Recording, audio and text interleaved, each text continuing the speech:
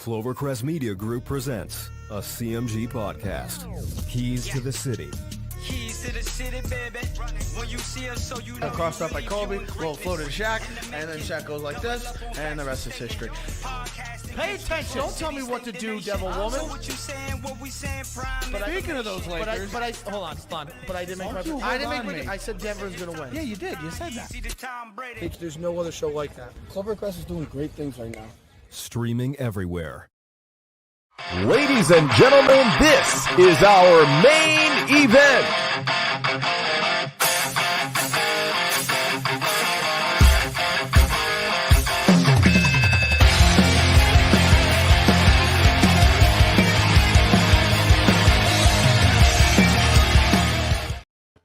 Hello, ladies and gentlemen. Welcome to Throwing Jabs Combat Sports Podcast. I'm your host, as always, Big Jace, joined by Joe and Jared. We finally got Joe back this week. My voice is a little shot still, but I'll be all right. Okay. And I'm fired up and angry. So, yeah. You were able to get all that sand out of your vagina? I did. A lot of crevices in there, you know? It's tight. All right. Let's start things off. Let's get into it. We had a couple controversial finishes last week. Starting off with boxing, Estrada wins a split decision against Chocolatito. But is it a just decision, Joe? I mean, one of the judges is under investigation by the promotion for his card. So was this the right decision in your eyes? No. Chocolatito won that fight. This corrupt judge, either his only excuse could be, I thought Gonzalez was Estrada and Estrada was Gonzalez. He can't tell the difference between Hispanics, would be my guess. This is one of the only times they all look the same might save you. I would hope so. Either this guy's just a racist and can't tell the difference, or he had already had his scorecard filled out and he already knew who was going to win the fight. Interestingly, right after the fight ended, Eddie Hearn said, "Now we can have the trilogy." I mean, this was, I think, the fix was on from the get-go. The AP, the commentators, and anybody on Twitter who was watching the fight scored at 115, 113 for Gonzalez. This is a shame, man. People wondered whether Chocolatito had one more big performance in him, and he did. And he walks away with an L. Who knows when the rematch is going to be at this point? You know, the guy's 33 years old, a legend. This should have been a signature fight, maybe the fight of the year for boxing. And now, again, black guy for boxing, marred again, as usual. Jared? Yeah, I agree with you. I mean, I'm probably going to catch some flack for this, but I'm not as upset as most people are about this. I look at the swing rounds. I can't find 4 of them. Scored it for Chocolatito. I think the cards are right at 115, 113. I'm okay with a trilogy. It just sucks that boxing has so much of this. Like you said, marred, black eye. You take something that could have been one of the best fights of the year, like you said. Like, we should be talking about something else right now besides the judge's scorecard and under investigation for, that was a great fight. Yeah, and I had Chocolatito edging it, but you end up with fights like that. Like, it just depends on what you're watching. Some people are more for pressure. Some people are more for the art. But if you don't understand the art, you shouldn't be a judge. If you're just looking for the guy that's pushing forward, why are you judging a boxing match? Chocolatito outlanded him by 77 punches, but at the end of the day, the belt stays in Mexico. And that's where the WBC wanted it. That's where the corruption lives every single day. And I mean, this is a shame. This is just Eddie Hearn and Matchroom and the WBC just trying to squeeze more money from a legend. This isn't the way you want guys to go out. Ironically, by the way, happened on the same day Marvelous Marvin Hagler died. Did you know Marvelous Marvin Hagler did not get his title shot until his 50th fight?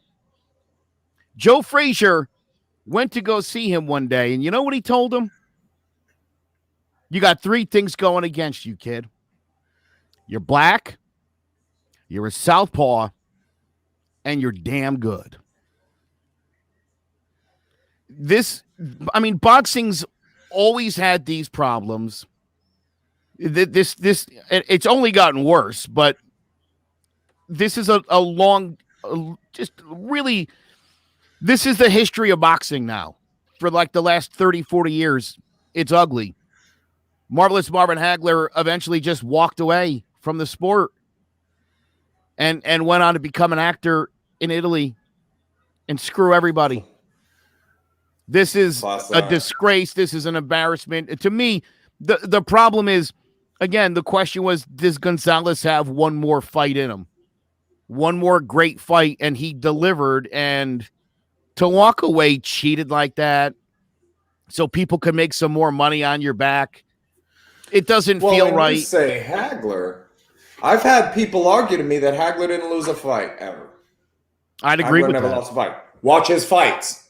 Watch his fights and be that guy that's saying he never lost a fight. Somebody had Sugar Ray in that fight.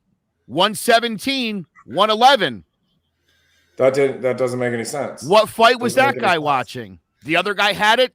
Incidentally, he was waking 115, up for 113. The last 30 seconds every round.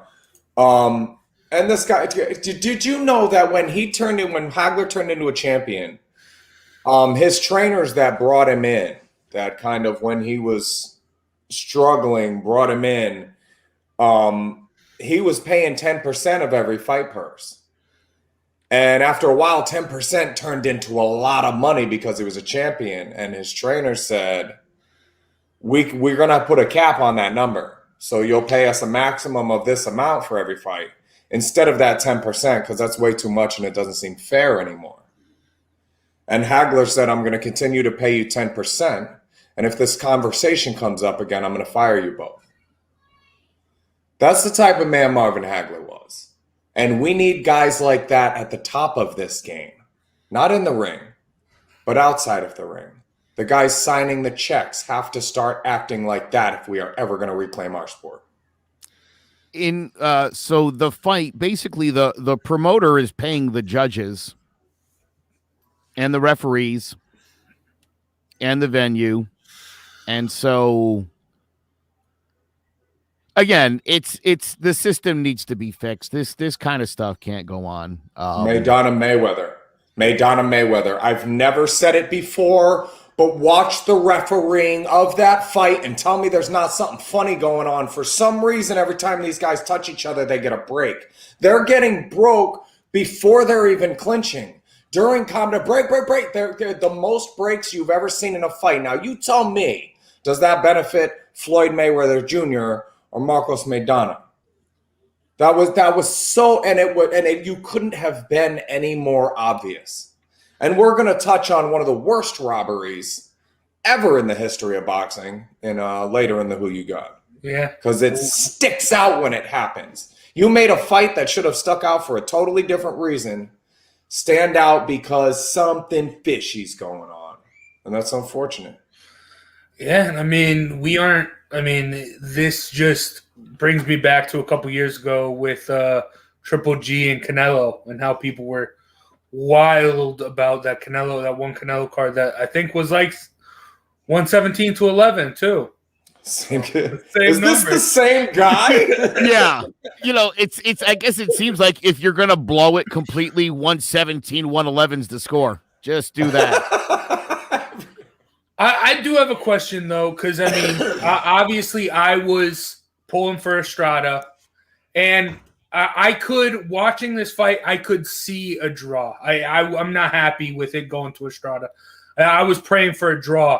Is there a place for a draw in boxing today? Or is that something people don't like? People try to, steer away from, like this one judge who's getting Well, did he not want to give a draw? Is that why he made it so ridiculous for Estrada? Does that have something going on in the psyche? We'll start with you, Jared. Is that playing a part? I don't think it can. Boxing has been boxing for so long. 10-9, 9-10, 10-10, 10-8 with a knockdown. It's been the same forever. I mean, a long, long time since you know. But before that, it was, you know, 2 guys versus a lion or whatever. You know, like, we've been doing it like this for a long time.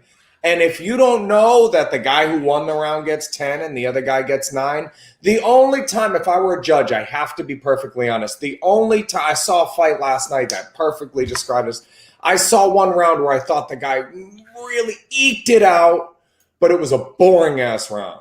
And then you had another boring round that I would have called 10-10. But if I'd been a judge, I'd have called it 10-9 for the other guy because it was 2 boring rounds and I want the third one to decide the fight. At 117, 111, there were no charity rounds. That was nothing about, oh, well, this is close enough to where I want to leave myself the decision in the third round about who won this fight. So I'm going to call this 10-9 and nobody's going to question me about it. We'll get to the third round and I'm at 20-20. That's not what happened here at 117, 111. You missed the boat. You missed it. And I try to go back and find those. So usually when I see a bad scorecard, I can go back and be like, okay, 1, 2, 3 swing rounds that could have gone either way. There you go. Swing rounds, though. You watch Gotti Ward and score it, and everybody's going to have a different scorecard. Everybody's watching something different. That's crazy but you have it 1 or 2 rounds one way or the other, okay. You have a 117, 111. There needs to be an investigation because you weren't watching the same fight. You're just waking up from a call. 117, 111. Like, what? There was a fight? What do you like Joe said, unless you got the people wrong, you were looking at the wrong dudes. Right? Here's another one. The scorecards for De La Hoya versus Trinidad were so far Trinidad's favor. De La Hoya basically just ducked the last 3 rounds and got all 3 rounds awarded to him because the scorecards early had gone so heavy for Trinidad. What do you think about that, Jace? That doesn't feel good. It doesn't. No. I feel like each round should be in its own bubble. You shouldn't have to be thinking about, okay, this guy did, oh, now he's bringing it back on, so maybe I should give him a little love here. Because he's doing a little bit better here. You shouldn't. Each round should be in a bubble. Who won that round? No, I believe it. Yeah. I agree. Like I said, if I was a judge, I have to be honest about how I do it, though. But Jared, is again, what's the official way to do it? Or again, is that subject to your interpretation of the art? Because I mean, again, look, anytime there's not a knockdown, right? It comes down to who landed more, who looked better, who control. I can pick my 10-9 based on like whatever I want. Oh yeah, clean punching. Clean punching. Here it is. Clean punching, defense, ring generalship, and effective aggression. Now, effective aggression, you want to give most of those to Estrada. Ring generalship, you want to give most of those to Chocolatito. Defense and clean punches, I mean, it's so subjective. Right. Yeah. Effective aggression and ring generalship, those are almost always opposite guys. If you want to be, those are almost always opposite guys. The guy doing the aggression is different than the guy with the generalship. If you want 117, 111, you could see that if that was what you intended to do. Because I don't think any reasonable person's watching that and is like, I got the first 5 for Estrada. No, you don't. Any reasonable person had it 3-2 one way or the other. And this guy was like 5-0. Like Estrada's just putting together a masterpiece theater tonight. Like, what? No, dude, you didn't see that. You could not have seen that. I don't know what his criteria was, but he's going to have to explain that to somebody. Going to have to explain what he was seeing. Because no one else saw that at all. Yeah.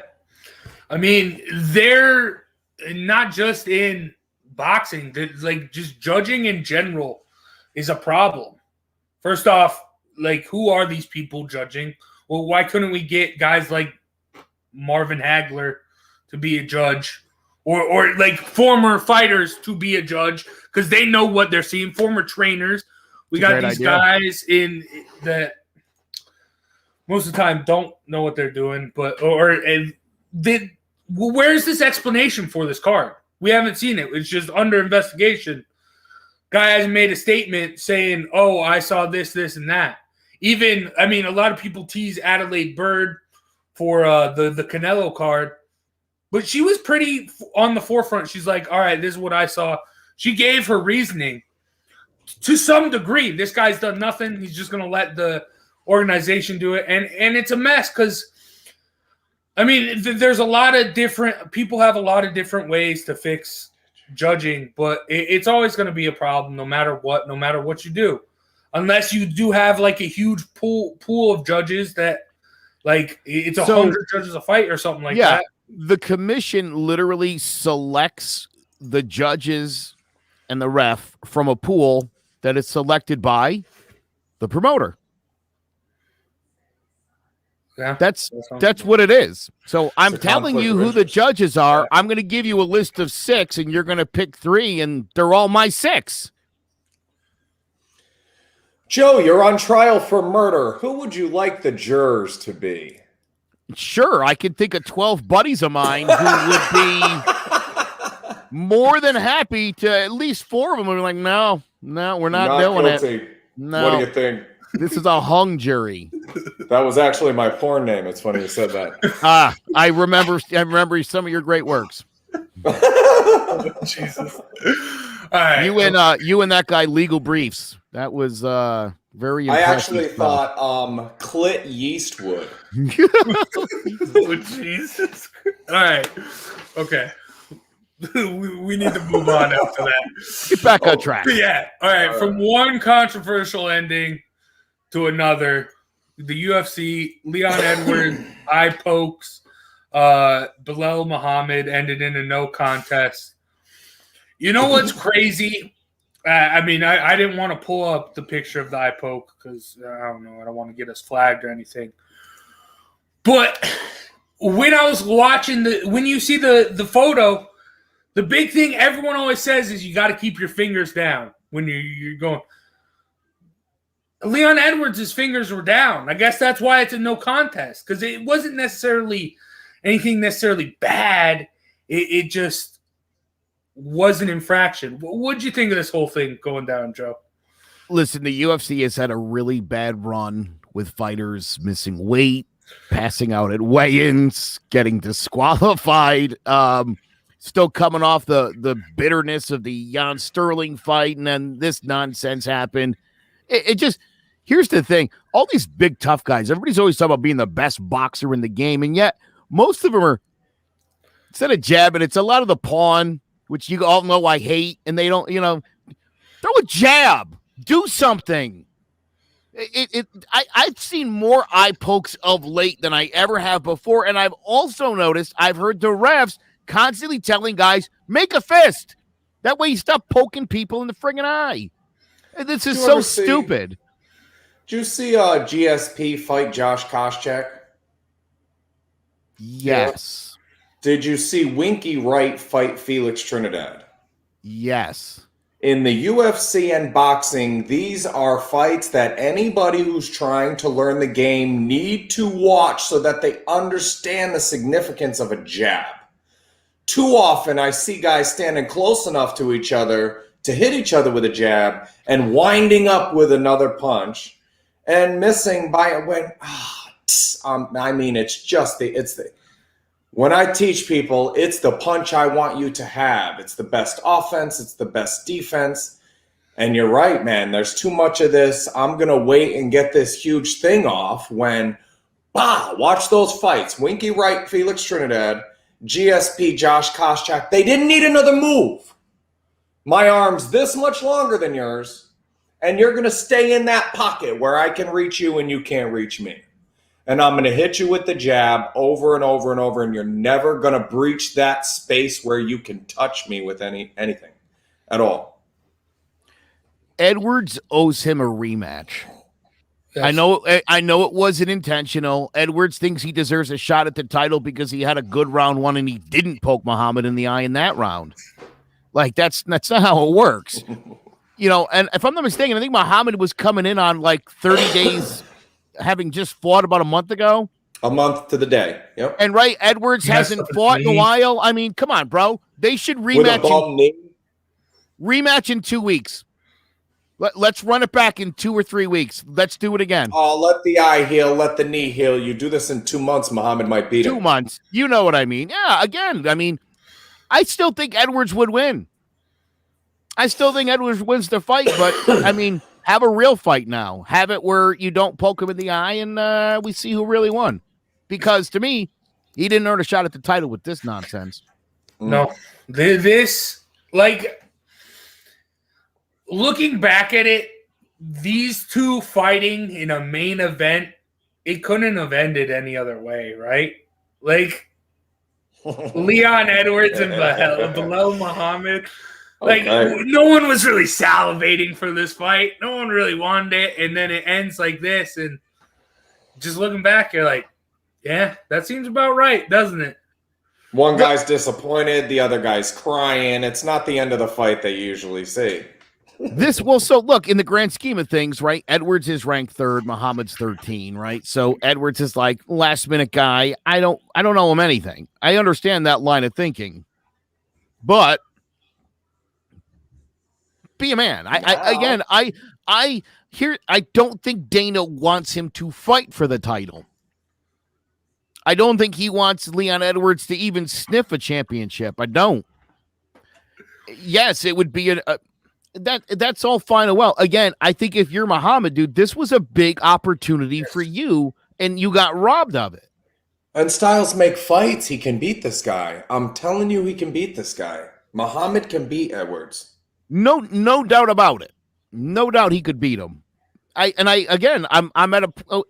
think Jan and Sterling, as soon as that rematch can happen, I think that should be the next thing that they schedule. As soon as they're medically cleared to go, give them a couple weeks and let's do it again. Do it again. That's the only way you're going to solve these. The only way you're going to solve these two issues. Run it back. Oh, I totally agree with Frank's comment too. Judges should never be picked by somebody involved in the fight. Total conflict of interest. Yeah. But well, again, you give the perfect example with if I was on trial for murder. I mean, I get to pick the jury. Yeah, great. Let's say not guilty, Jace. Right? oh, I will also point out, by the way, that the judge in the WBC, Chocolatito Estrada, he's a Mexican judge. So the idea that he couldn't tell them apart is out the window. The idea that he's just a corrupt judge from Mexico is very much in the picture now. So not looking good. Not looking good. Hey, I mean, if he's going to go down like that, he might as well just giving it a 120. He might as well. Yes. Yes. That's what I would have done. 120, 108. One every round. Just doctor went for the hell of it. Couple 10-8s in there. He was so dominant. Yeah. Yeah. I couldn't even see myself giving you a 9, Chocolatito. Sorry. All right. Okay. As that guy walks out in a giant fur coat in a fancy new Cadillac. Good night, everybody. Nice job, Judge. All right. Nothing to see here. All right. Let's move on to some current events. Starting off, big one. Kelvin Gastelum steps in for the injured Paulo Costa to face Robert Whittaker at UFC Fight Night on April 17th. Jared, what do you think of this? Oh, good fight, but again, I don't like either guy. Give me Whittaker. Of course, is the guy I'll take. Gastelum, I've never liked this guy. I thought he was a product of luck most of the time and didn't have a large enough skill set to be where he was. I still believe that. He'll lose to Whittaker, and it'll be pretty convincing. Well, for me, I think everybody knows how I feel about Paulo Costa. I think he is a waste of talent. I think he doesn't understand the fight game, despite the immense skills and abilities and training and everything he does. I like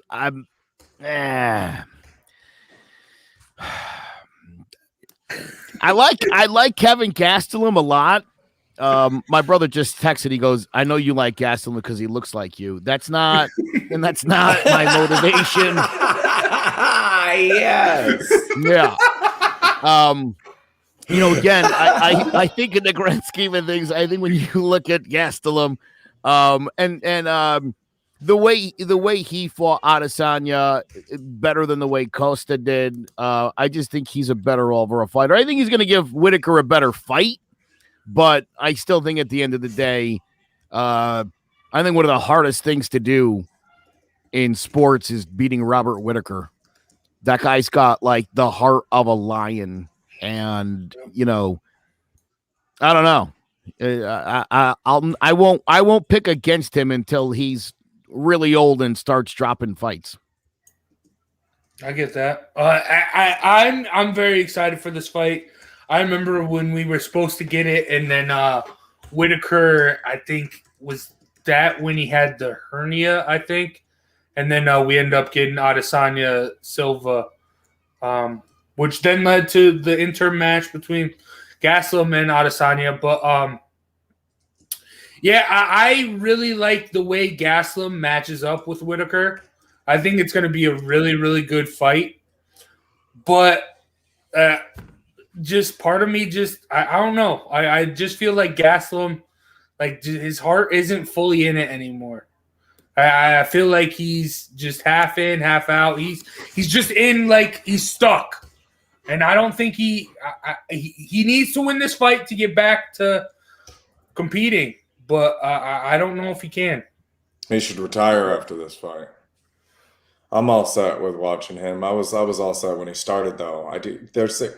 You want to see these guys and see greatness in them in the future, that it's going to happen, and he never had that skill set for me. He just never had that. This is a good wrestler. You're dated. His skill set is dated. Facts. Chase, it's rare to see you go against a Mexican fighter in Kelvin Gastelum. Against a Mexican judge earlier, too. This guy's yeah. No, Jace got anti-Mexico today. Jeez. No, I mean, I like Kelvin Gastelum. When it comes fight time, start chatting, build that wall in a minute. Oh, Jesus. All right. Man. Yeah, Let's talk about all right, next week we got a big UFC pay-per-view, but even farther down the line, in May, UFC 262 for the vacant lightweight title bout. It's official. Khabib is officially retired as per Dana White. And per Khabib months and months ago that no one believed. Yes, you're right. But there's another show. They don't have him in the top 10 as the GOAT. What's the name of that show? JJ just and Xander just started. Stir the pot?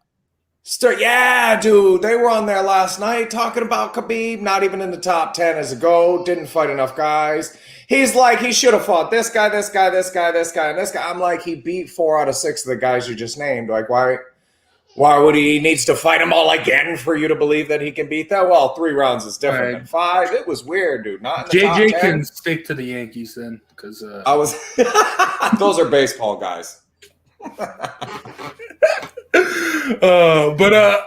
Jared, I know you've talked a lot about. I want Joe to go. No, I want Joe to go first. Please, Joe, add to my Charles Oliveira compilation from the time you said that this guy was wasted talent and all those losses and couldn't. And I said he's got to rise to the top and fight after fight. You guys have kind of joined the good guys, so I want. Add to it, Charles Oliveira. Before before the show started, you were, I don't know what you were doing. You were doing something. and I popped in here, and I said to Jace when he told me about this, I said, well, yeah, I mean, Oliveira has certainly he's proven me wrong. I like to be proven wrong. When I say something about a guy, it's meant as a constructive criticism.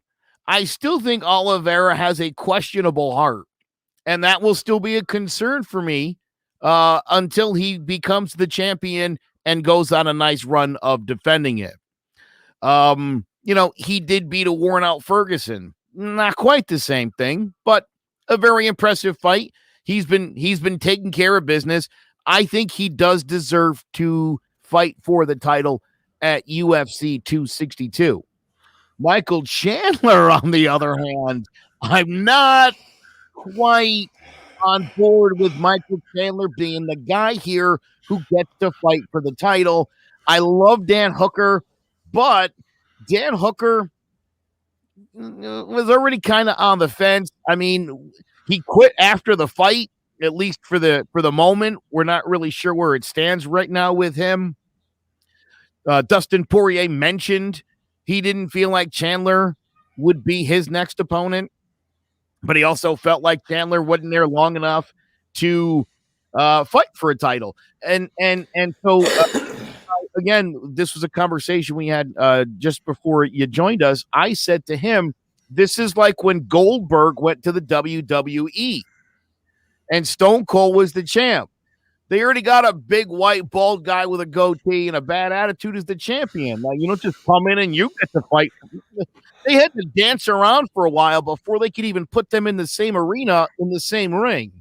So for Chandler to just walk into the UFC, one in, and he's fighting for a title, this could get dangerous. It's going to piss off a lot of guys. I know Gaethje ain't real happy about it. I can imagine a delusional Tony Ferguson's not real happy about it. I know Poirier's not happy about it. I mean, I'm sure lots of guys that have voiced their opinion about what seems to be a little bit unfair. But look, Dana White knows what he's doing, and no doubt about it. Good point. Poirier and Gaethje were out the guys Oliveira and Chandler just beat. Yeah, I mean, again, Poirier had destroyed Hooker. This is a dangerous precedent, though. If you look at what happened at the end of GSP's career, and you look at what's going on now with John Jones, and what's happened for the majority of Conor McGregor's career after he got real popular, we're giving guys fights based on their popularity versus their skill set. And it's not that bad in UFC yet. But if Mike Chandler gets this shot and we keep following this trajectory, we're going to end up like boxing, where we're following a narrative instead of trying to find out who the best fighter is. That shouldn't be Michael Chandler. I agree with you. He's close enough to not cause a big stir about it, but be careful, UFC, because this is a dangerous path you've started on.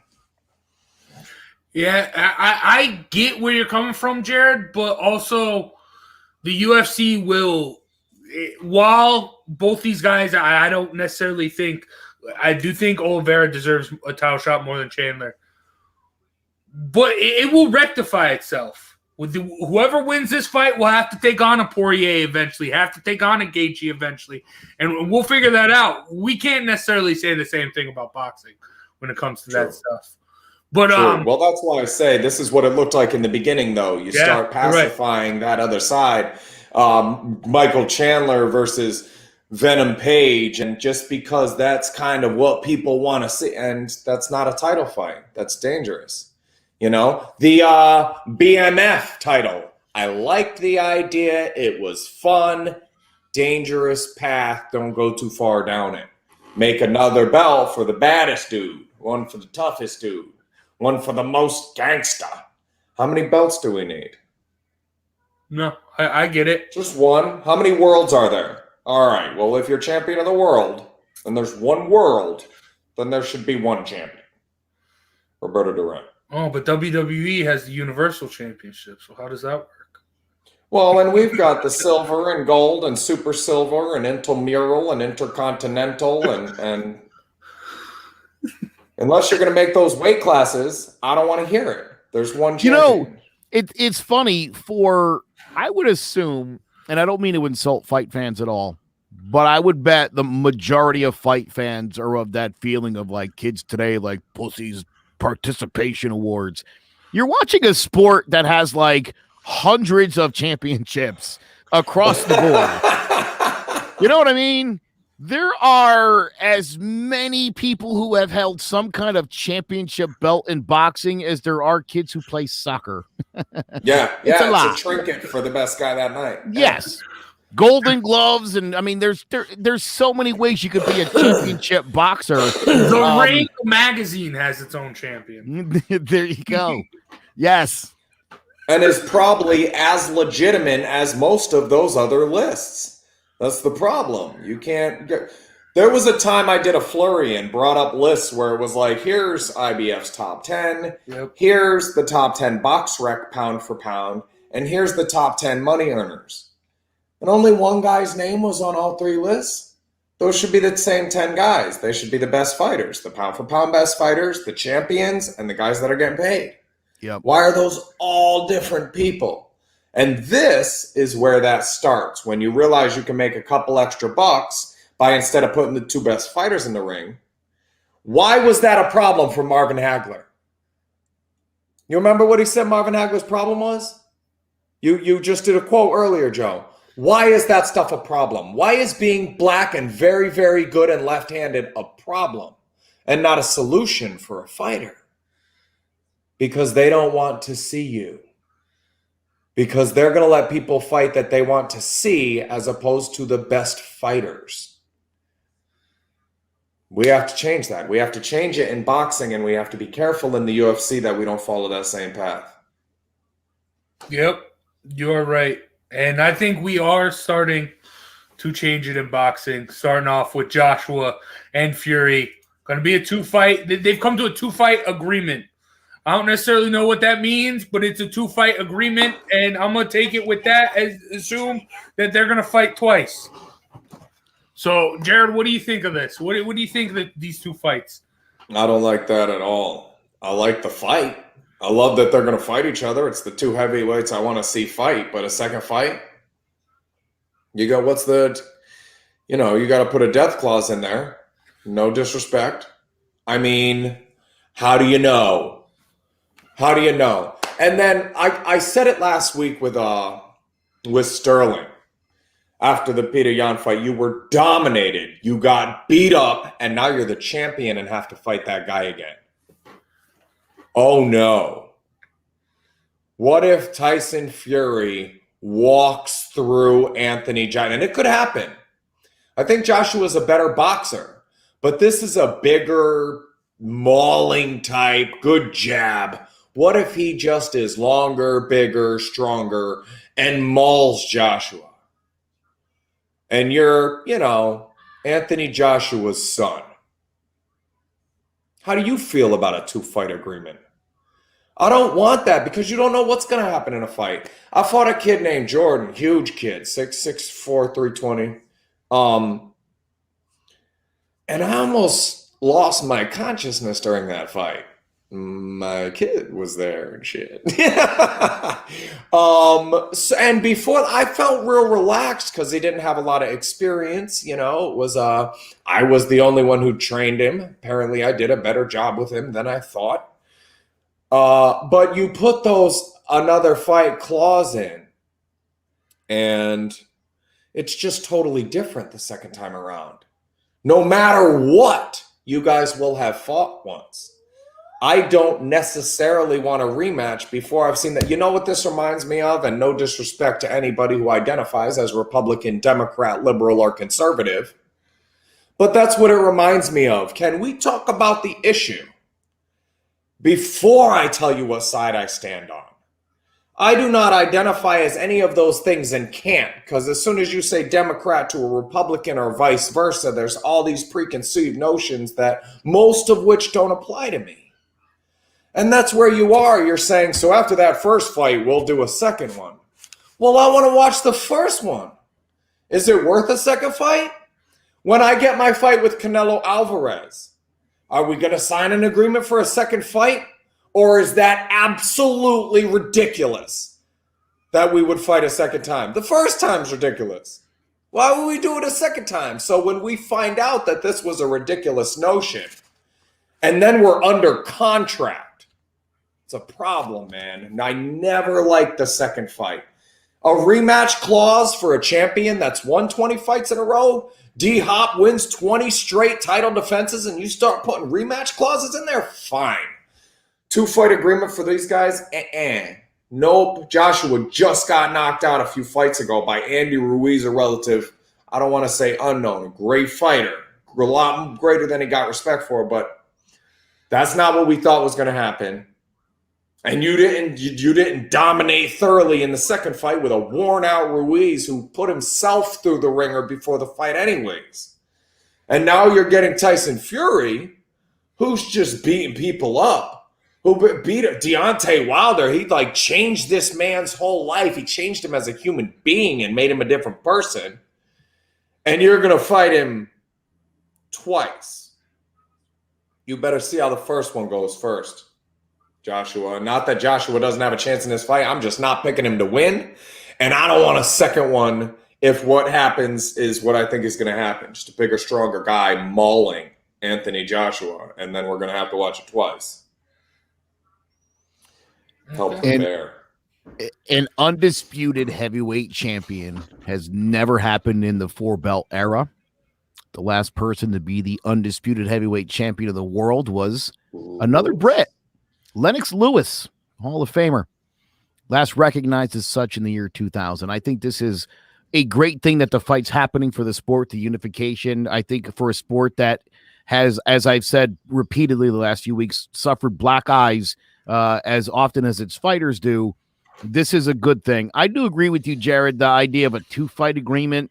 I guess we're just assuming the first one's a classic, an instant classic. Let's run it back and do it again. But you're right. I think Joshua's an excellent Washington fighter. Generals are going to look good in this one. Yeah, I'm putting big money on the Generals. Saw them warming up today. They made all their buckets. Look, I think Joshua's capable of beating Fury. I don't think it's likely, and I'm not going to be picking him to win this fight. Again, I know he could do it. I see it like you do, Jared. I think Fury's too big, too strong, too fast. I think he's got too high of a ring IQ. I think he's probably going to – I think the best thing that could happen to Joshua in the first fight would be to get knocked out middle early, 3rd, 4th round knockout. Then you could make the argument, well, maybe let's see if these guys go and fight a real 12 or what might happen. So to me, that would be the best case scenario. I find it interesting. I did mention Lennox Lewis for a reason. He's a Brit. Joshua, Fury, Brits, the fight, probably in Abu Dhabi, the other one going to be in Vegas. COVID restrictions would make it having this fight in England problematic. They wouldn't probably be able to do it, at least the first fight. Maybe they could the second fight. I don't even think they would consider it.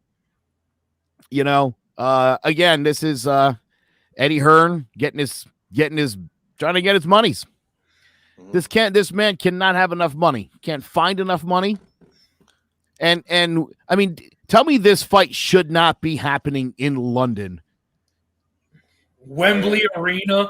I mean, why is this fight, this historic fight between two Brits to become the first undisputed heavyweight champion since Lennox Lewis, why would this fight not be in England is my only question. That's the only thing about this, again, that I get Vegas, especially the first one because of the COVID restrictions. But by November, December, when they do the second one, assuming it should happen, why would not be in London? Come on, boxing. Oh, dude, I totally agree with Tony's last comment there about sparring partners. I've always said this, and this is going to sound a little gender biased, guys, but I've always seen girls in the gym, and there's a certain amount of I'm not on the level to have envy, so I don't want to use the word envy. But it seems like no matter there's you can always spar with a guy and get that other skill set. Man, I can't find a way to word this and not make it sound absolutely horrible. But the guys at the top of the game are different than the girls at the top of the game. And the guys Tyson Fury, if you're really going to try to duplicate his skill set and find a sparring partner, if you're looking for Vonda Ward, you're probably not going to find a female with that same skill set for people to spar with. That's 6'5", and but there's Kelly Pavlik's out there. Yeah. Who else is 6'9", 275, moves like a middleweight? Let's put an ad out. LeBron James. He ain't 275. Yeah, right. Well, and that's it. You bring in LeBron James as a sparring partner for Anthony Joshua. LeBron James has a problem. There's no real way to duplicate this for him that makes it make sense. You'd have to bring in 6 heavyweights and alternate rounds with them to put them into a gauntlet style, and they'd all have to be huge. And none of them are going to give you that skill set when you get in the ring.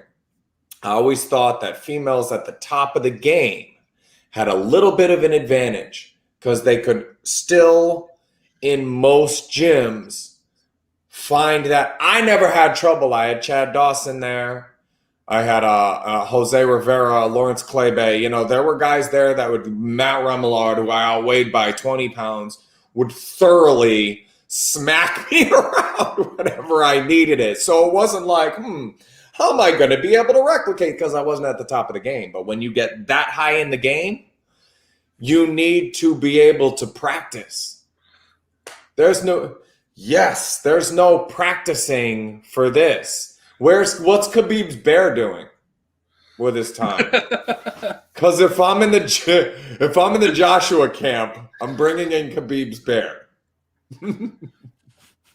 Yeah, I mean, Tony brings up maybe Joshua needs to bring in Braun Strowman because him and Tyson Fury have met in the ring before. But no, I do want to, before we move on. That's the first time you said that name and it made sense, by the way, James. Okay. But no, I want to challenge your 2 fight. I like the 2 fights here, Jared, because I mean, look at you brought up the Andy Ruiz fight for Joshua. Say this goes how you expect it to go. Fury comes out, dominates. Joshua's shown that he can turn things around. He can learn from his mistakes and get better, even though, yes, there was a little bit of Andy Ruiz eating too many chimichangas that led to Joshua claiming his belt back. But no. But I do like this. I do think it's good enough. I do think they're both deserving to have this be a big fight. Have this, whoever wins, no matter what fashion, I think the other person is good enough to bounce back and come back and make the second fight even better. Whatever fashion, though. They regularly end up in a coma when you get hit with the type of shots that these guys throw. Look at DC and Stipe. No matter what happens. Look at DC and Stipe. The worst possible thing could happen to Stipe. He got knocked out in the first round against DC. He came back and he put everything to bed. Who's not to say Fury does that to Joshua or Joshua does that to Fury and that happens? Who's not to say that doesn't happen? I understand but these guys are the top of their game, at the top of their division, at the top of the sport. And I think they're good enough to bounce back from whatever happens. All right, so if we're done with Wilder and don't want to see him anymore, best out of 7? Neither one of these guys is that old. Well, I mean, I like the best of 7. Yeah. keep running it back.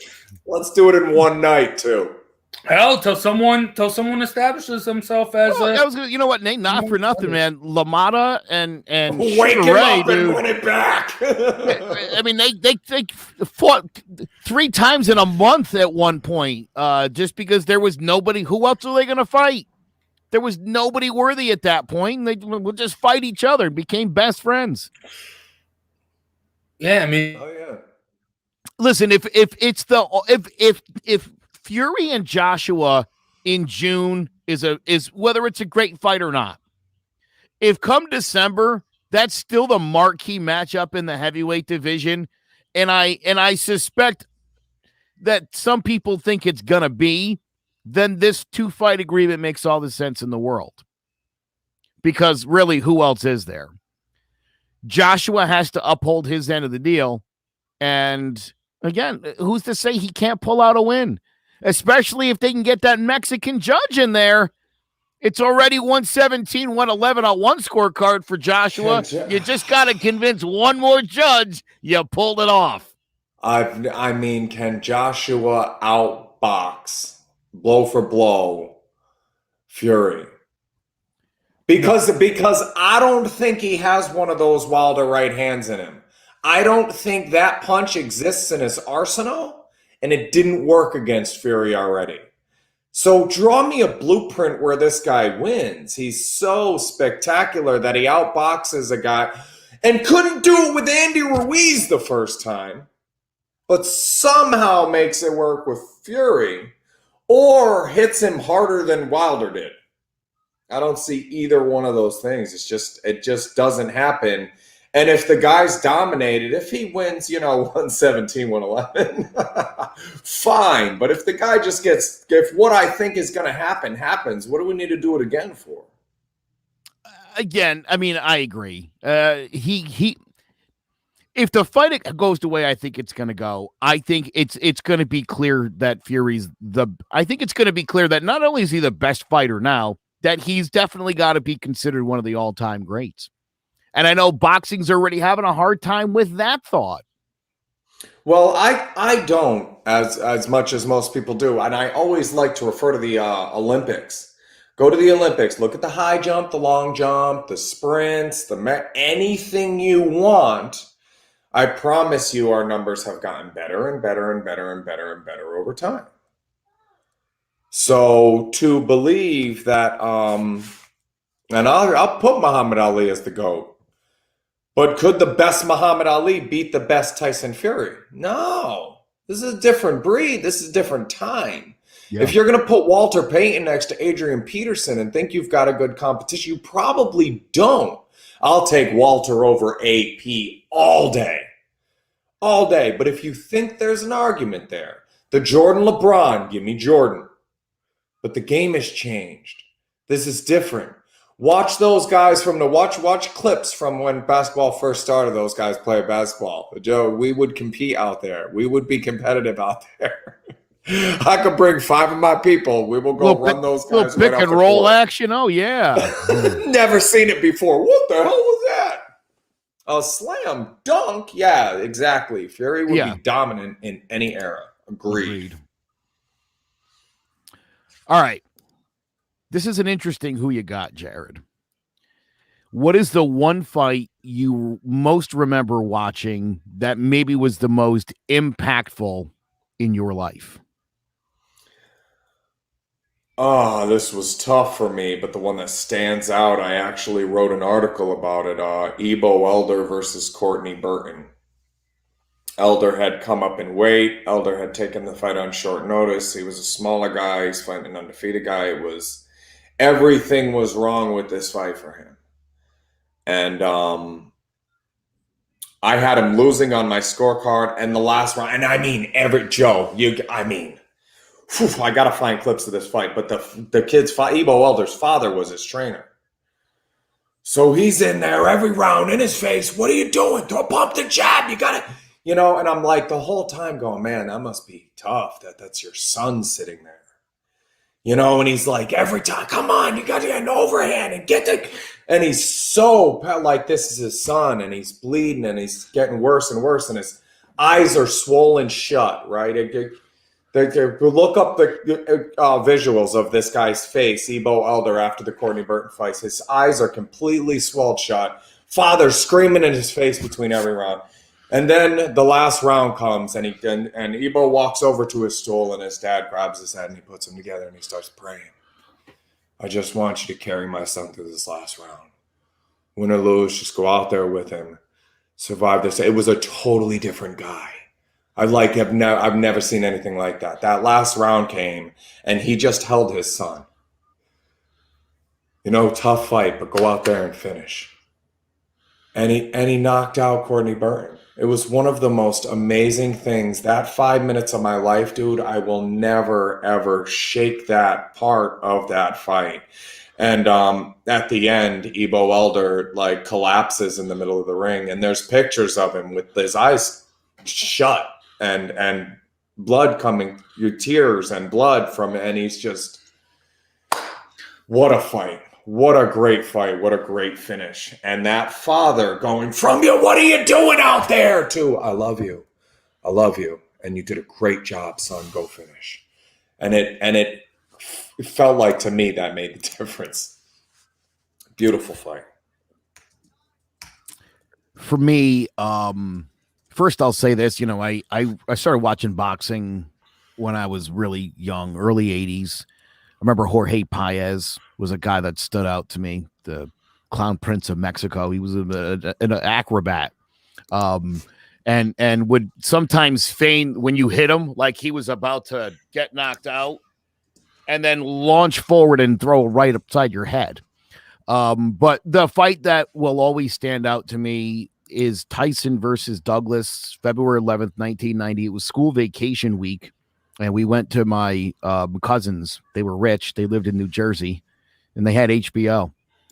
Now, it was tape delayed. There was some weird squabble with HBO. The fight was obviously in Tokyo.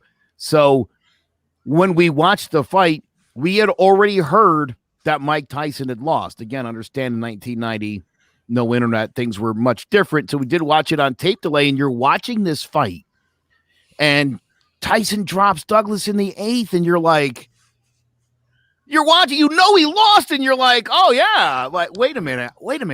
How is he going to lose this fight? And then 10th round, biggest upset in the history of the sport by far and away. I remember literally sitting in my cousin's basement on the big screen. I didn't have a big screen at home, so I didn't know what that I wouldn't know for another like 20 years what that experience was like, a large screen TV watching that fight. Craziest thing I ever saw.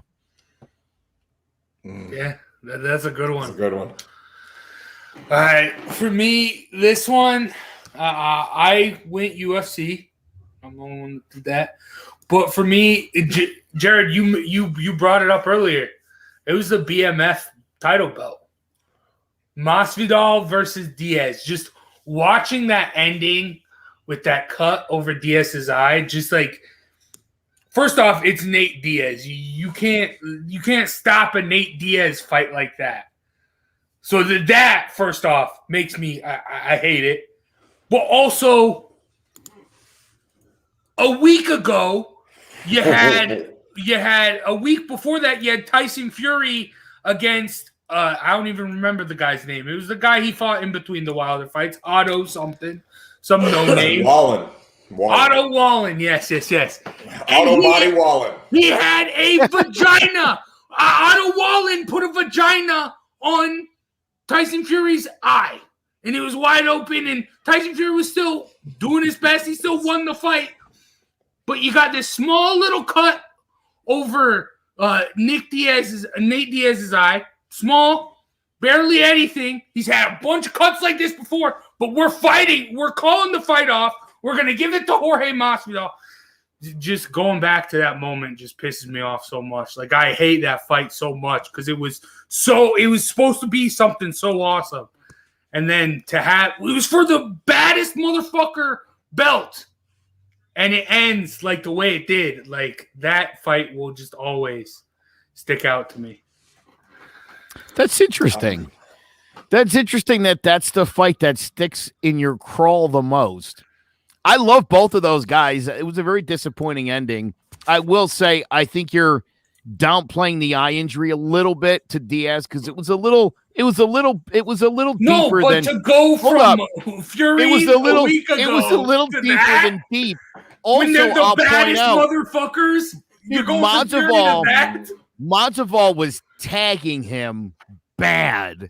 And to me, the eye was as much an excuse as the actual beating he was taking. He was getting lit up pretty bad. And Nate Diaz, again, like Robert Whittaker, I said earlier, Nate Diaz would have died in that ring before he would have let that fight be stopped. I mean, I understand that, and that's why he was fighting for that belt, for that title, right? Baddest motherfucker. I get it. But again, sometimes, and look at Deontay Wilder being all upset with Mark Breland for throwing in the towel. It's like, bro, you were getting murdered out there. And I think for Nate, that wasn't going to get any better, that fight. I mean, Masvidal was really zeroing in on the cut, and really, I mean, it was bad news. I think I get that one. I could see where it sticks in your craw a little bit, for sure. It wasn't like Ortega versus. Fair. No, you're right. You're right. You're right. Again, I think when you're talking about this area of the human, I think you got to be super careful about it. And I think, again, in a match where it's for the baddest motherfucker, dude, it's like having a hardcore match and being like, oh, no, you hit him. Oh, no. You poked him in the eye. Well, you wouldn't, right? I mean, if you're having a street fight, it's a street fight. I mean, so do it. But again, I think, obviously with Marvelous Robert Hagler dying, I'm sure you've all seen the video played a million times over. It's been shared on Facebook, the round, him and Hearns, one of the greats of all time. An unbelievable battle. I think Tony also mentioned Ali Frazier. And I forget what the other one was. He had another one that he put up there. Gotti versus Ward. Again, where Ward went down in the fight and then came back and dominated the round, and the 9th round. Oh. Unbelievable. So yeah, there's been some great moments for sure. Mine, I got another one, Emmanuel. This is a picture of Ebo Elder after he won the fight. You should see the guy that lost. You can't tell he's been in a fight. His eyes were literally swelled shut with blood and tears running down him. And, they were talking about stopping it a few times because he couldn't see. And he just backed the guy into the corner, and oh, my God, watch it. The other one, amazingly enough, Ebo Elder won that fight against a guy named Courtney Burton. My second on this list, and I only had two, was Emmanuel Augustus versus Courtney Burton. Courtney Burton's just kind of the other guy in both of these fights, though, because Emmanuel Augustus is the drunken master guy. We were talking about this actually last week because Teddy Atlas freaked out on one of the judges after the fight. And I had said earlier that the Estrada Chocolatito fight will stick out not because it was a great fight, because of how you remember the judging afterwards. This was a great fight that was always going to stand out to me, and I went from what a great fight to, oh my God, you got the wrong guy. Courtney Burton, that's not what happened, So as far as memory goes, it stinks that the fight game does that. You'll have this other wave that, those are jarred into my memory, one because of its greatness, and the other somewhat because of his greatness, but as much because of a sport that experiences black eyes as much as its fighters. Joe, you're the man. You wrote that yourself? Tony write that for you? That's beautiful. He did not. Dude. No. That was beautiful. Thank you. Yeah. So here we are. Yeah, this is about 50% my material this week and about 50% his. Okay. That was very good. Yeah, that was a Big Joe original right there. Yeah, eloquent maneuver, my brother. Ew. All right, now let's get into the fights, the previews. Starting off with your boy Vergil Ortiz Jr. Jared, your boy, taking on Maurice Hooker. Joe, break this fight down for us. Vergil Ortiz Jr. is 22 years old, 5'10", 72-inch reach, 16-0, all by way of the knockout. The Texas native was a decorated amateur, winning 7 national championships and the 2013 Junior Olympics. After 160 amateur fights, he turned pro in 2016, signing with Golden Boy. Reeled off 9 straight knockouts, 6 in the first round before he stepped up in competition, took on former IBF and WBA champion Juan Carlos Salgado. blew him out in the third round. After a couple more KOs, he faced former WBA junior welterweight champ Maurice Herrera and turned out the lights in round 3. Followed that up with knockouts of Antonio Orozco and Samuel Vargas in the 6th and 7th rounds, respectively. He's a power puncher with dynamite in both hands, especially that right cross. Ortiz has the ability to put an opponent out with one shot. He's got the footwork to set up the power punches. He's economical with his punches. He prefers short, accurate bursts over wild combinations. He's been improving with every fight and at every level of competition. Ortiz believes a win puts him in line for a title shot. I don't think he's wrong about that. Hooker, meanwhile, 31 years old, stands 5'11" with an impressive 80-inch reach, 27-1-3 with 18 knockouts. Mighty Mo is also a Texas native. He was the Dallas Golden Gloves champ, going 85-7 before he went pro. He suffered a draw in his first bout, then reeled off 17 straight wins, then another draw before he got a shot at the NABO junior welterweight title in 2015.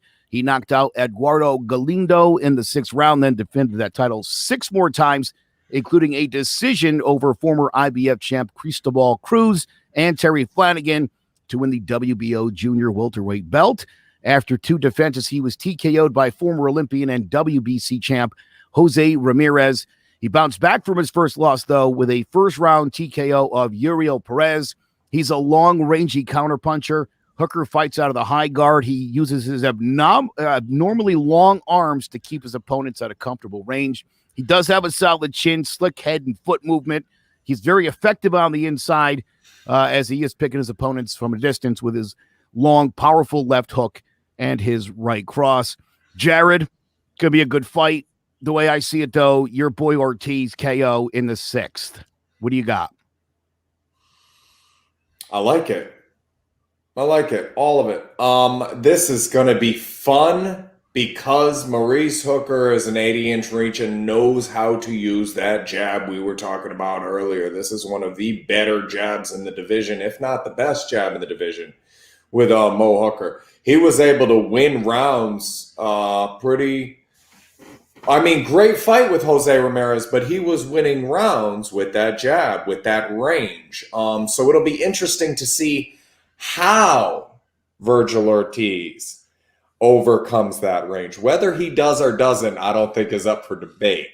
And middle rounds, 4, 5, 6. So we're on the same page, 100%. By the way, Jose Ramirez, who did beat Hooker, is fighting a unification with our boy Josh Taylor next month. Nice. Yep. Very excited nice about breaking that. News from Joe. I'll take Taylor. Isn't that great? That was tough, though. That's a tough fight. That is going to be a great fight. It's some good fights coming up for sure. So, but I feel like, dude, this Ortiz Jr., man, this guy is, again, you watch him started out and kind of got that where he wasn't really fighting anybody. As soon as he stepped up to competition, dude, it's been knockout after dominating fights. Walking this kid's through great. Everyone, yeah. This guy is. You mentioned him a long while ago. I mean, he's this guy's the real deal. Jace did. Who's the guy we're going to hear of in the next year or two? That's an up and coming guy, and this was my answer, and I'm pretty happy with. He's here. Yeah, he's arrived. Now it's that time. Yeah. I don't know, man. I like Hooker. I like Maurice Hooker a lot. No, you like hookers. That's a different conversation on a different show. I mean, but no, Hooker's solid, and you said it. He does use that reach. The only That's how you order starch at a brothel. How do you order starch at a brothel? More rice, Hooker. All right. Oh, jeez. Okay. With all that being said, I've just seen more of Hooker, and I'm like more. I like what I've seen of Ortiz, but I've just seen more of Hooker. So I'm gonna take Hooker in this because I mean Ortiz is young, but like I don't know. I just like that range for Hooker. He knows how to use it. I think if Ortiz stays on the inside and forces the fight, Hooker does have a sucker tendency, despite that major advantage, to stay in close, which would obviously negate the reach and favor Ortiz, who's the better and stronger of the two. The big if thing he came out and wanted to end this in a round or two, he would. He's going to be safer than that, and it'll take 4, 5, or 6. But if Ortiz went in there and it was like, hey, you've got 3 minutes, go knock this guy out, he would. Yes. I think the big key for Ortiz here is going back and watching that Ramirez fight with Hooker. Ramirez was really able to get to Hooker's body, and that's what got his defenses down and opened him up. So I think if Ortiz can do that. Jace, just another news flash here, brother. I don't know if you know what you're doing today. You know Vergil Ortiz Jr. is from Mexico. It's Mexican. Yeah. Okay. Are you lost? What have you done with Jace? What is happening? The guy who coined the phrase, I don't care what you guys just said in your analysis, I'm picking the Mexican. You have gone against every Mexican, when have I said that? Including the Mexican judge and the corrupt WBC, which is headquartered in Mexico City, Mexico. You're just, what is going on there? It's been flags over numbers right up until now. Not anymore. We put our thinking cap on today. My man. But all right. That's going to be a fun fight. But now let's switch things over to the octagon, as we got Tony with the tail of the tape to break it down. Brunson versus Holland. Let's go. The UFC is back at it this weekend with a major showdown in the middleweight division between dangerous UFC veteran Derek Brunson and hard-hitting rising star Kevin Holland. Let's break it down.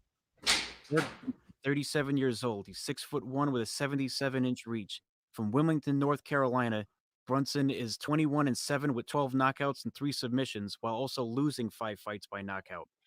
Receiving scholarships in both cheerleading and wrestling to the University of South Carolina, he became a 3-time Division II All-American and started training in MMA shortly after graduation and turning pro in 2010, winning his first 6 fights by first-round finish.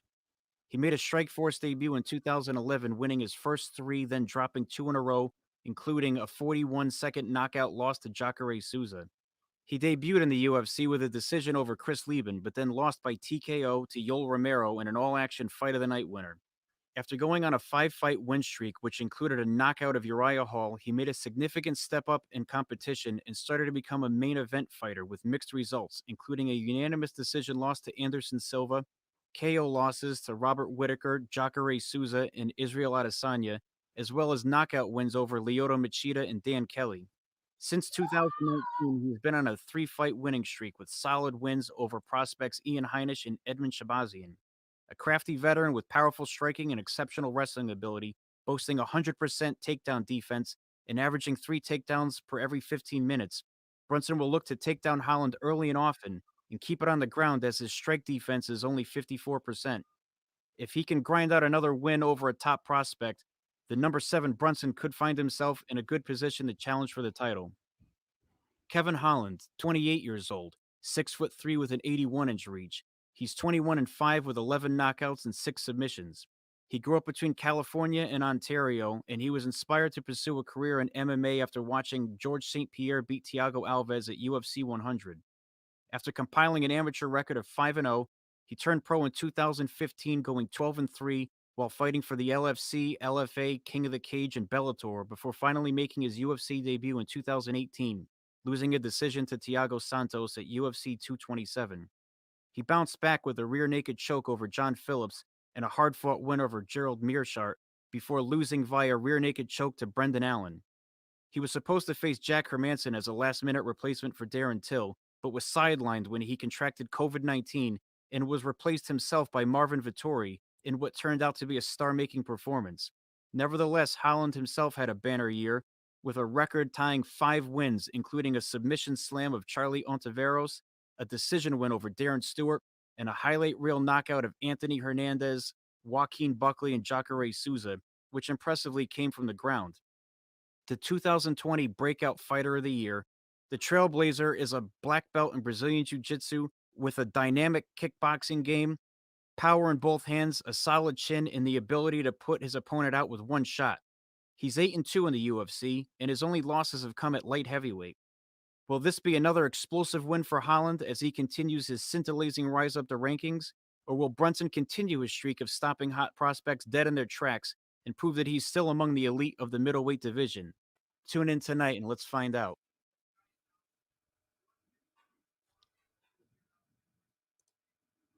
Thank you for that, Tony, and thank you, Joe, for putting all that together.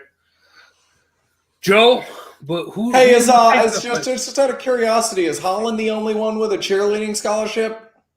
Yeah, in the UFC? as far as I know, I heard that. Went, oh, yeah. What could have been? You know how much I had to work to find that picture. He went with his backup plan because he made a pretty good fighter. Yeah, he actually, believe it or not, was an excellent and outstanding cheerleader and took it really serious. So, yeah, I think he wins this fight. I think he'll do something spectacular, and he will. Look, I think Derek Brunson's a gatekeeper in this division right now. Kevin Holland goes 5-0 last year. I think that streak continues, and I think he does something really brilliant to really shake things up and really get eyes on him, that this guy's real deal and up to the task of getting to a more elite level in this sport. I like that. For me, I don't know. I feel very weird with Derek Brunson. I feel like he is a very emotional fighter. He's very wild when it comes into he can't really necessarily tell if he wants to knock you out or if he wants to wrestle you. So I feel like you can, at least what I'm seeing in the ring, I can see that kind of like tearing at him and with that, he does put himself in positions where top guys like Adesanya took advantage. Guys like this can take advantage. Is Holland the top guy? I don't think so. Well, definitely not yet. Can he get there? I think this is a perfect stepping stone. I don't think he's there now. I think Brunson is the perfect fight for someone like this. I think Holland has what it takes to eventually get there. But, yeah, I'm going to take Holland just because I don't feel that comfortable with Derek Brunson. It's hard for me to pick him. What you got, Jared? We're all taking the same guy here. Okay, I'll take Holland over Brunson too. I think these are big middleweights. I think Holland, a little bit like I was saying about Cyril Gane a few weeks ago, leaves less windows to get himself in trouble. He's a harder guy to get in trouble, and I like him to beat Brunson. I'd take Holland here, yeah. I'll say this. I think anybody who doesn't think that Khabib is a GOAT probably doesn't like Kevin Holland and probably also doesn't like Cyril Gane. They don't want to see a smart Ali or Floyd Mayweather. You don't want to watch a safe, smart fighter who doesn't necessarily need to take risks. He can do something spectacular. We know he can. We've seen it, but chooses to fight smart. That's why they're successful. I think one of my biggest cracks on Justin Gaethje, as I've told you guys for the last year or so now, when I saw Justin Gaethje say he didn't want to be the best fighter, or want to be the most entertaining fighter, I thought that's a problem. Yeah. Because Khabib doesn't care how he wins. Khabib just wants to walk out of there the winner. And you're worried about putting on a show of some kind? Like, no. Bad idea. And look, I think in this fight, I think no, there you go. Brunson's indecisiveness has led to him getting knocked out 5 times again, and hitter like Holland could be a factor. Yeah, for sure. I think Kevin Holland is part of this new group of guys that can do a lot of different things. And we've talked about the old one-trick pony. They're barely hanging on here. And I think this fight's going to be a perfect example of the next generation of what it takes to win fights in the UFC. That's what these guys were saying on Stir the Pot, that they liked Matt Hughes over Khabib. It was Matt Hughes, and there was another wrestler type that is just totally different skill set. That's a wrestler. You're talking about a wrestler versus like a hybrid fighter. He's got so many more things he can do. It's totally, totally different skill set. And that's Holland, like you say, is one of those guys. If you watch any fight Khabib's ever been in, he's dominated it. From the bear when he was a kid to his last fight. Bro, he beats you up and talks to Dana White saying, give me a title shot. Like, what the hell else? Again, dude, him deciding he wouldn't break Justin Gaethje's arm in front of his mom and dad, so he switched it to a chokeout, tells you this guy's on a different level than anybody else. Different level. And that's the thing that got me worst about what they were saying is who he should fight next. Because I look through those names and I don't see anybody there that I'm like, ooh, there's a guy Khabib wouldn't just totally handle and run through. That guy doesn't exist. Let's at least wait a year or two, and when that undefeated guy that's running through everybody comes along, then we can start speculating that Khabib maybe didn't do enough. But for right now, he's on that list all day, man. All day. And none of those guys excite me to even see him fight them. Like you said, he's sitting at home watching those fight going, unless you let me fight them both, I'll smash either one of those guys. Maybe some kind of three-way battle or something, because, yeah, dude, he's fought and he's dominated everybody. For anybody I bet you that guy could out-cheerlead me. Anybody who thinks Conor McGregor should ever get a shot at Khabib again is fooling themselves. Confused, yeah. That fight, I tell you right now, I guarantee Khabib, if they ever fought again, will take him out within 2 minutes with a choke. He will tear him to the ground and he will choke his ass out that quick just to put it to rest. Not that he'll ever have to show us or do it, but he's capable of doing it. Like I said about Ortiz, he's safer than he probably has to be. If you said 3 minutes, get that guy out of there. If I'm to give Khabib one round with anybody in his weight class and say you have to finish in those 5 minutes, he does it. He does it. He throws the safety out the window and smashes and first round. Hell, I don't think anybody makes it out. I need to get it done. Yeah, well. But, all right. Then it depends on the guy. Yeah, then it depends on the guy. But speaking of guys, Jared, your guy, Artur Beterbiev, is defending his WBC and IBF championships against Adam Deines. They're saying Deines. I've heard it pronounced Adam Deines. All right, Joe, break it down for us. Artur Beterbiev is 36 years old, 6 feet tall, a 73-inch reach. He is 15-0, 15 knockouts. He hails from Dagestan, but he now fights out of Montreal, Canada, He's a decorated amateur career, including a silver medal at the 2007 World Championships. He had gold at the 2009 World Championships and gold again at the 2006 and 2010 European Championships, all while competing in the light heavyweight division. He won his professional debut via a second-round TKO over Christian Cruz. In 2014, Beterbiev stopped light heavyweight prospect Jeff Page Jr. in 2 rounds, winning the vacant IBF North American and NABO light heavyweight titles. In November 2017, he knocked out Enrico Colling to win the vacant IBF light heavyweight title.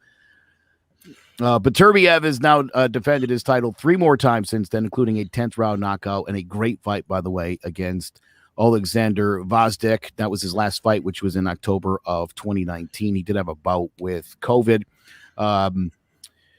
This guy is known for his exceptional power punching, having won all of his fights, obviously, by knockout or stoppage. He has a great gas tank. He applies a very mauling pressure, capable of throwing 1,000 punches in a fight, comes in combination form, could put you out with either hand, but that right cross is among the most accurate and deadly in all of the sport. Adam Deines is 30, 5'11", a 71.5-inch reach, 19-1, 10 knockouts. He was born in Russia. He fights out of Germany. He's a crafty southpaw, turned pro in 2015. In his 14th fight, he won the IBF Intercontinental title with a unanimous decision win over Elio Herman Rafael. 2 fights later, he won the vacant World Boxing Council International Silver Light Heavyweight title. And 2 fights later, he did suffer the first loss of his career, unanimous decision to China's Fenlong Meng, who he had dropped actually in the 8th round. Get this, guys. He closed out 2019 with wins over 2 fighters, a guy who was 1-0, another guy who was 10-12. And for that, the WBC has made him a mandatory challenger to Beterbiev. What a joke for boxing. WBC blowing it again.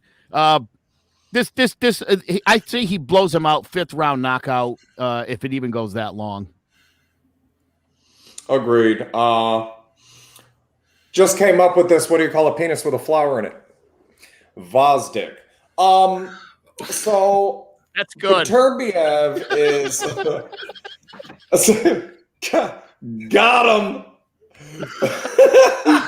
Beterbiev is a lot better than Deines. The odds are, what does $100 bet on Beterbiev win you? Pop quiz. $9. 2. Come on. $2. Yeah. $100 on Beterbiev will win you $2. So yeah, I'm not. I mean, Jace, you going with the upset here? Hell no, dude. Yeah. Hell no. I'm not that dumb. Neither one of them's Mexican. Just take the safe one. Yeah. Take the safe one, yeah. But Beterbiev is going to destroy this guy. I mean, this guy has no business being in the ring with a professional heavyweight champion. I mean, this is the problem with the WBC. This kind of stuff. The guy that who just fought? Oh my goodness, Canelo. yes. Avril Yazlam, who had lost his previous fight and was inactive for a year. Somehow the WBC was like, #1 contender, this guy. Something ain't right with the WBC. Well, these are two of my favorite guys. That's the other thing is Beterbiev and Ortiz are two of, and we saw Cyril Gain last week. I have these guys that are like, this is the guy with the skill set to be that guy. You know, and when it happens early enough, Justin Gaethje, I think I saw his 4th pro fight, and I was like, this guy is going to go a long way. You know, and so when you watch him, and Vergil Ortiz and Beterbiev, I was a fan of in the amateurs. This is one of the strongest guys in the game. Outright, not pound for pound. He's a little bit lighter than those big guys, but this is one of the strongest. Scully trains this guy, by the way. This is one of the strongest guys in the game. Yeah, not for nothing. And I don't think I've ever seen this before, but our two main guys here in these two boxing matches are a combined 31-0 with 31 knockouts, 16 and 15 respectively. That is, my guys. These guys are blowing people out of the water. This is going to be an easy win right here. Yeah. Oh, Beterbiev would walk through Bivol. He'd put his head on a Bivol. Pivot. Yeah. Again, this is the fight no one's asking for. Yeah. Except for the WBC for clearly monetary reasons. Yep. Not cool. Not cool again. It really sucks. Lowest demand. That this is 3 p.m. on a Saturday during March Madness. Because really, like, Beterbiev's that good. You have to see this guy dominate this guy and make it look like this Deines guy, how we think it's going to go and how it should go. People need to see Beterbiev just dominate and get this Deines guy out of the ring to put a more respect on boxing. Surprised if it goes 5. Yeah, but Beterbiev's going to dominate. I only gave him the 5 because in looking, and I'll tell you what, and Tony will tell you, looking up Deines, dude, it was really hard to find a lot of info on him. This is a man who, I kid you not, he doesn't even have a Wikipedia not a lot of footage page on the #1 contender. Oh, no, there's not much to find on him. There wasn't a lot of information. Again, he's been more or less inactive. Those last 2 fights were against nobodies. Is it street beefs? Where am I? Yeah, crazy. But guy's off the grid. He's off the grid. Yeah, the WBC picked him up on the side of a Home Depot. Told him Get in the van, make a couple bucks, get your ass beat. But just set up a table and got some applications filled out. But all right, that's gonna do it for the fights this weekend. We got a lot, but we're gonna end the show like we always do. Jared, hit us with that flurry. This week's flurry is going to be the first of the Scrub Scrap Spotlight segment, and our first person to be spotlighted on Scrub Scrap Spotlight during the flurry is Vice President of Scrub Scraps, Chris Dizzle Mosconi. Hey, how you doing, brother?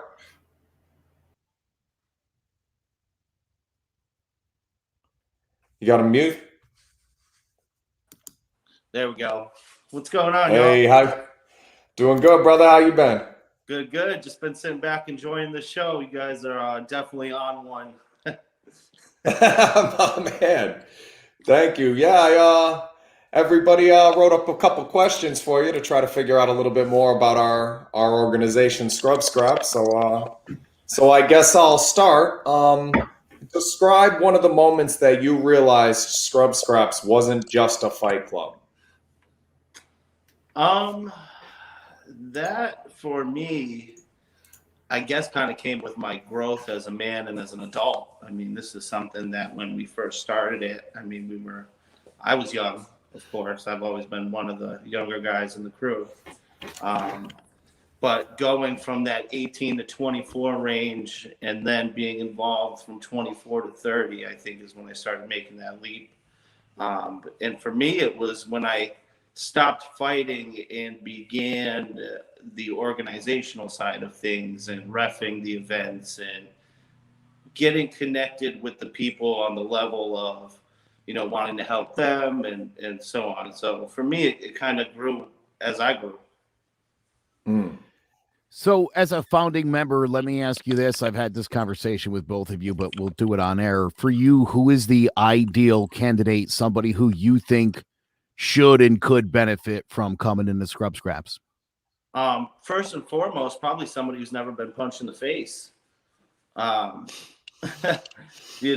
Somebody who's just never been tested in that area of life, or that doesn't maybe fit kind of like the social stigma of today, the outsider. Perfect place to come build camaraderie and kind of get some life experiences. Everybody should probably experience, their limits somehow, whether it's, they might shock themselves. So you take one in the jaw pretty good and snap back like, wait, I can do this. So. Diz, Jared and I sparred one time and it went pretty well. As soon as he punched me in the face, everything slowed down and my eyes opened up, and I thought, I really got to start watching this dude's hands and his head to see when he's going to punch me in the face again. And right after that, it got a lot better. But he did tag me one last time in the rib cage. And for like 3 weeks, dude, I was like, oh, he really stung me good. What is your fight experience been like? And what does it do for you mentally when you're in there? For me, I've always considered myself athletic, played multiple sports growing up. For me, it just kind of reaffirmed some of that ability that I had or thought I had.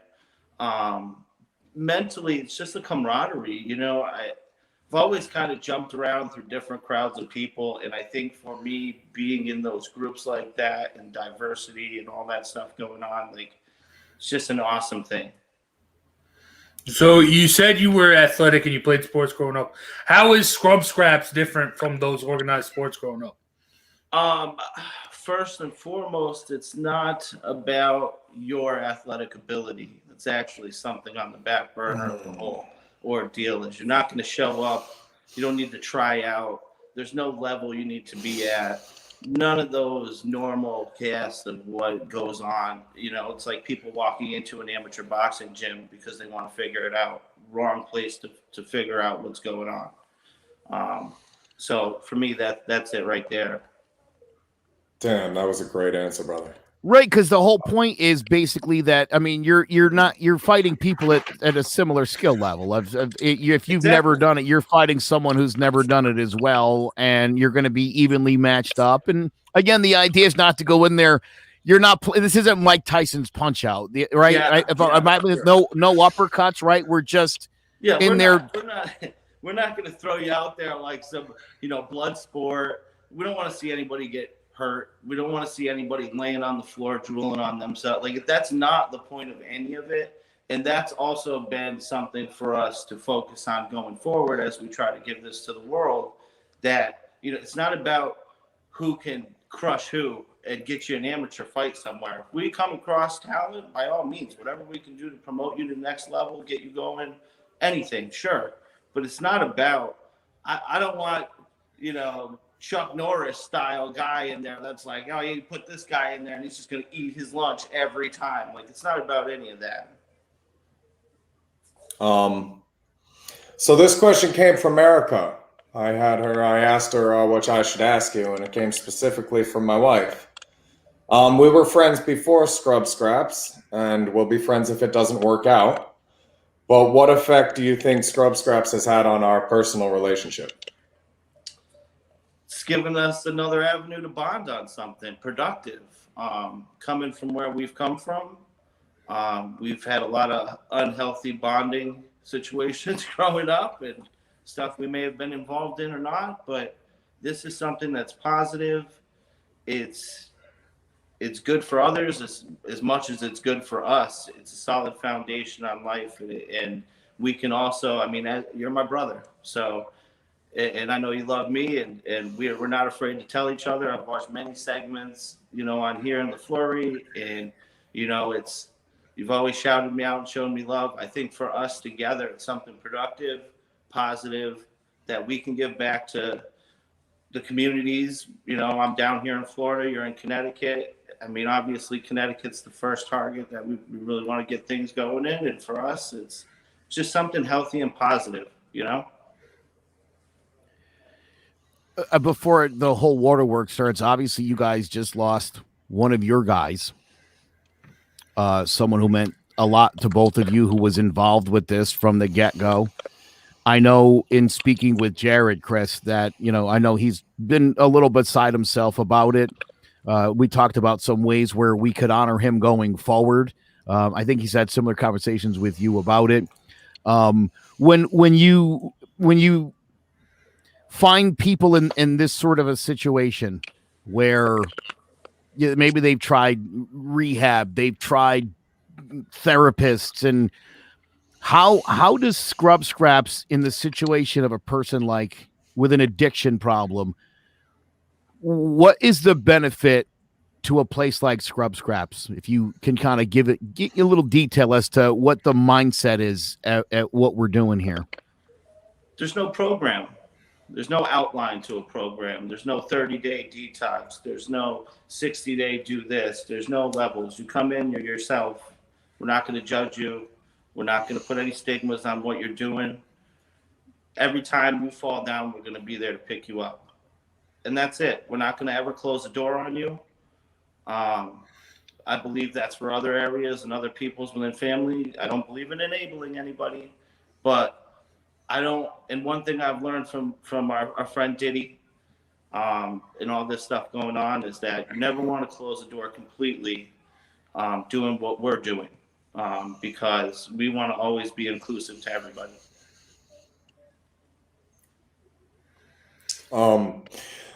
We also have the advantage, just to piggyback off his answer, of having people that have been there before. Not only are you welcome and not going to be judged for your shortcomings, but there will inevitably be someone there who has been through a similar situation, no matter what you're going through.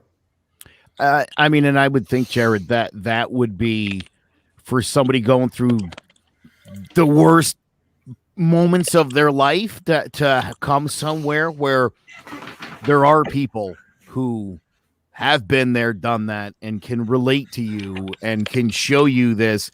Again, when Jared first told me about Scrub Scraps, I was like, not sure if I'm following all this. this is like a fight club of some sort, Man. you know. And again, you know, as you get to know Jared, and for anybody who watches this show and watches the Flurry, you understand the psychological elements of all of this and those basic human needs. And you know, I mean, I've watched a lot of the fights. I know a lot about scrub scraps. You know, I only joined the party in about the last year or so with Jared, and you and I have been friends now for a little over a year. So I think this organization is great. I pretty much from the get-go told Jared whatever I could do. You know, I'm in. I want to see this thing launched, and I'm glad we're using this platform in order to get that message out there to get the process started. Where are we? How close is everything to being kickoff, Jared? Where are we at with that? Is that we sent out the 501c3 a couple weeks ago? So if they approve the to expedite it, it's another month or two, and even if they don't, it's a 6 month max till we have some kind of answer. So this year, I would hope to have things up and going this thing out before the end of the year. Yeah. Well, so Jared, you know, Jared pointed out the other day we were talking, and he talked about the people that he's put together to help him get this thing up and going. And I was honored to be one of those people that's involved. You guys go back a million years. I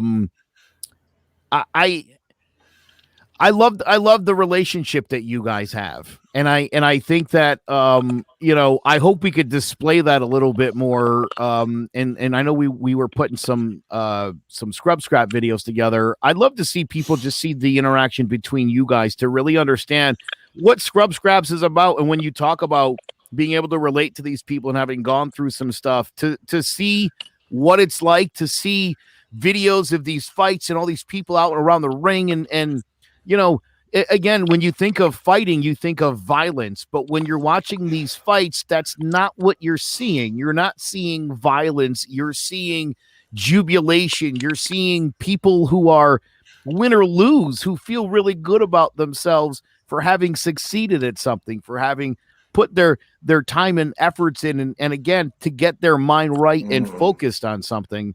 And for that, Chris, I think what you guys are doing is amazing. Thank you. Well, and I say hitting is touching too. I had a whole flurry that was on hitting is touching too. There's a large demographic, a lot larger than the general public would like to admit, that aren't really good at touching. That's a form of touching that actually makes sense to us. And that when you cross that level, you know, the hugs and I love yous came after we punched each other in the face. And I mean, you know, outside of the, you know, you had mentioned you sparred with Jared earlier. Me and Jared did have a fight together. I want to throw this out there. And I did win a round. Actually, I want to judge a scorecard. Wait a minute. Time out. No, not even a round. Judge a scorecard. Ronnie!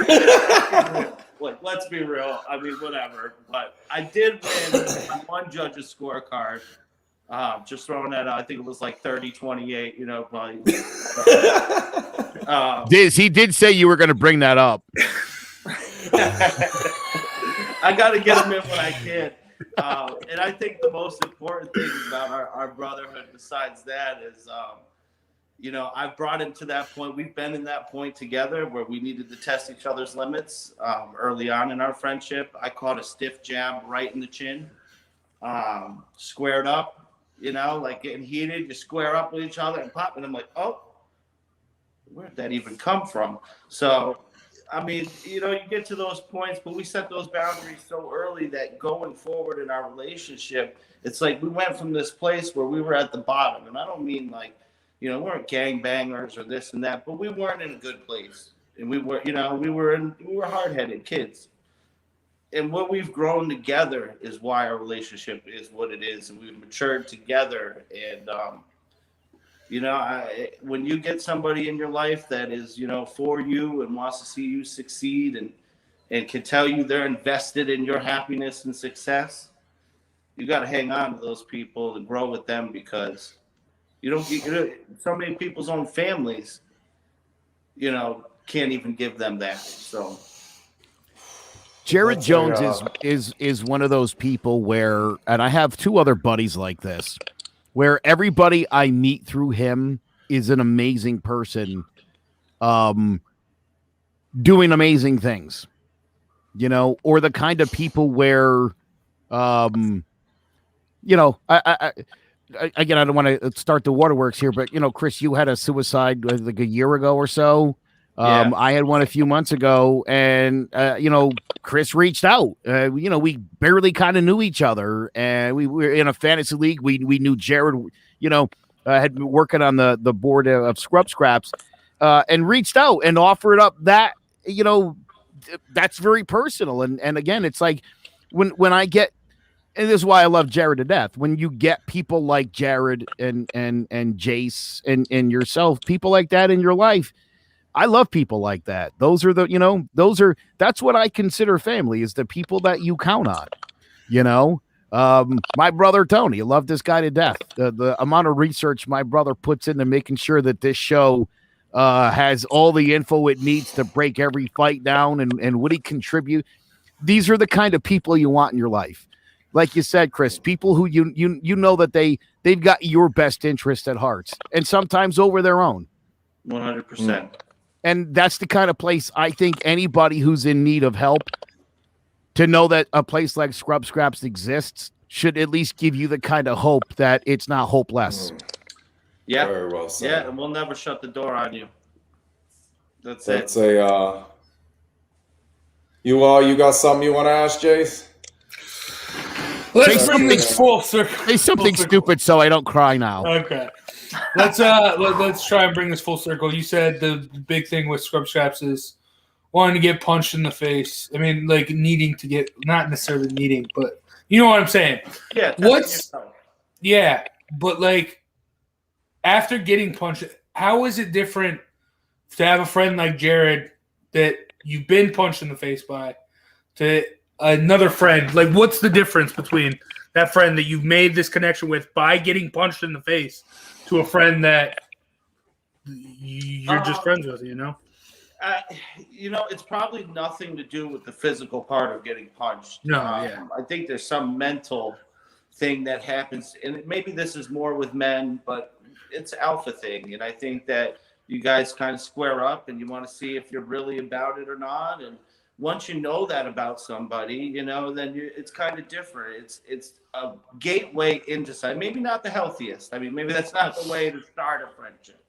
But I think it's a gateway to lead in. It's a foundation, you know, and it's somewhere to go. You can only go up from there, right? I mean, you kick his ass, or I mean, it's, you know, I mean, where do you go from there? Well, and I said a lot of people, that's the only touching large demographic out there. That's the only touching they can handle. That breaks the ice to get us to hugging and talking and all that other stuff. You said we'll never slam the door. You could come in and always have somebody to talk to. You said, Joe, that's the other beauty of it, is like, there's no program.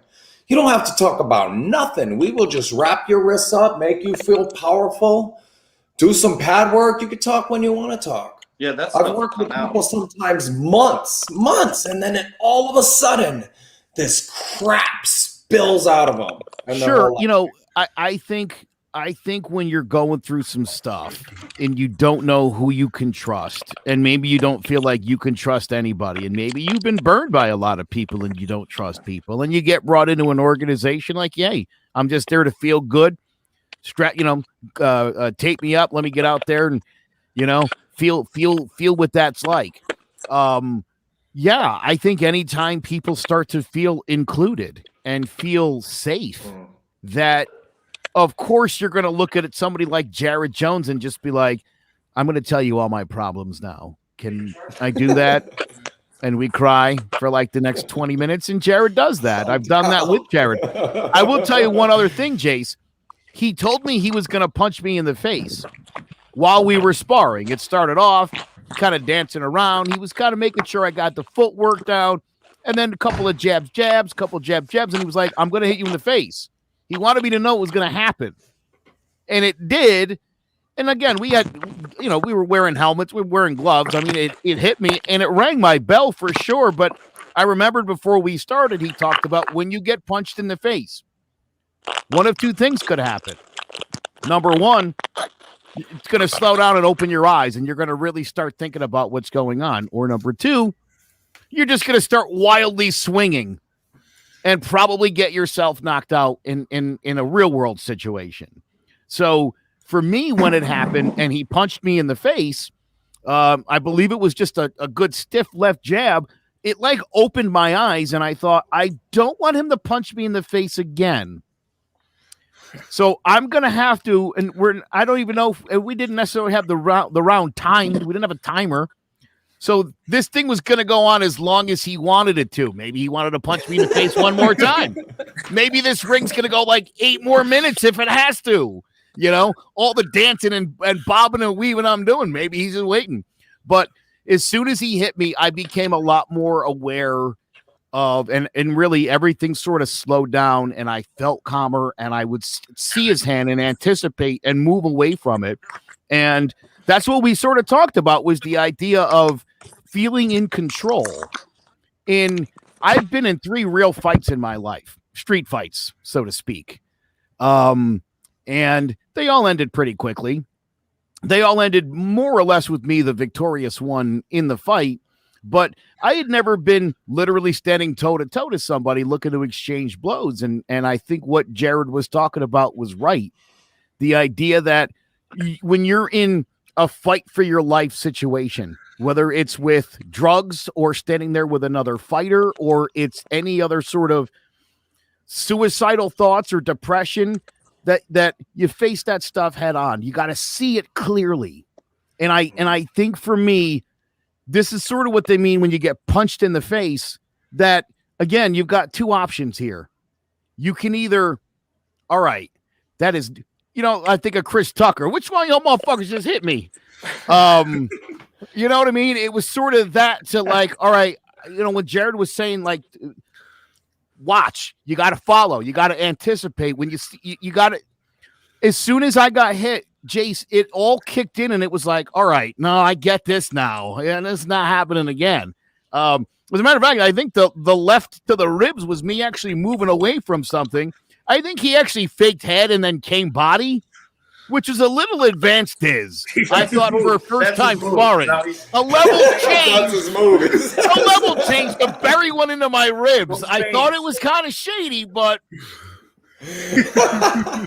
Well, and if I asked you to outline your reaction when you run into, you're not somebody who I would say is in danger, has these wild, outlandish issues that really need to be dealt with. No, not to put levels on it. But, I feel what you're saying. Yep. But if I asked you to really describe the way that you react when life punches you, you're going to say a lot of the same stiff stuff. I take a step back, I analyze, I say, how am I going to avoid that happening to me again?